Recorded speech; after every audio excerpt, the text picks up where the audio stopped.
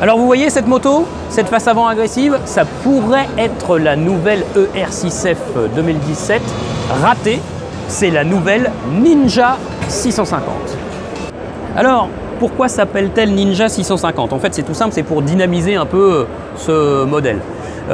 Comprenez bien la situation.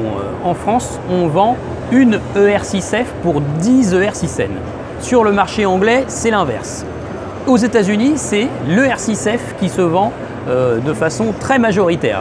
La version Naked n'est quasiment pas immatriculée. Donc, Kawasaki a voulu uniformiser un peu ça et donc appelle cette nouvelle moto Ninja 650 sur tous les marchés.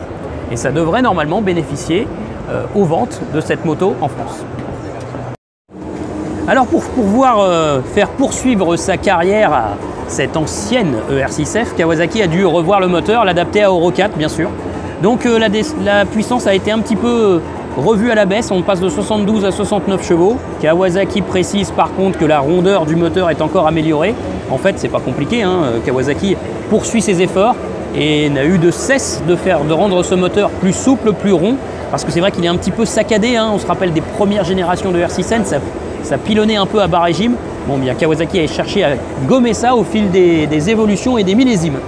Et puis ce moteur va aussi réduire sa consommation presque à hauteur de 8% en moins.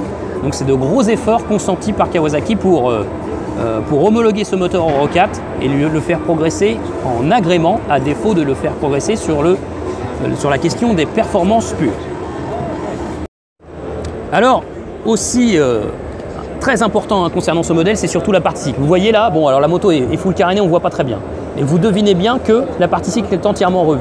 On a un cadre treillis en acier, un tout nouveau bras oscillant en aluminium, voilà, avec une forme très particulière, banane là, et on n'a plus cet amortisseur latéral. L'amortisseur travaille de façon plus conventionnelle derrière le bras oscillant.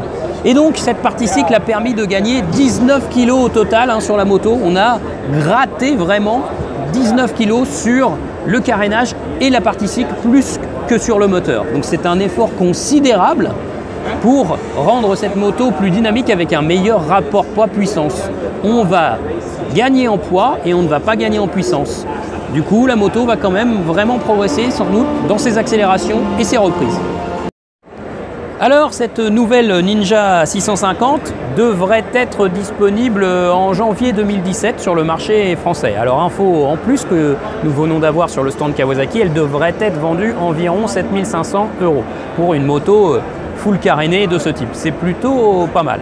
Mais rassurez-vous, ceux qui adorent le R6N auront aussi droit à une nouveauté qui va reprendre beaucoup de ces évolutions et que nous allons découvrir à Milan sous le nom de Z650.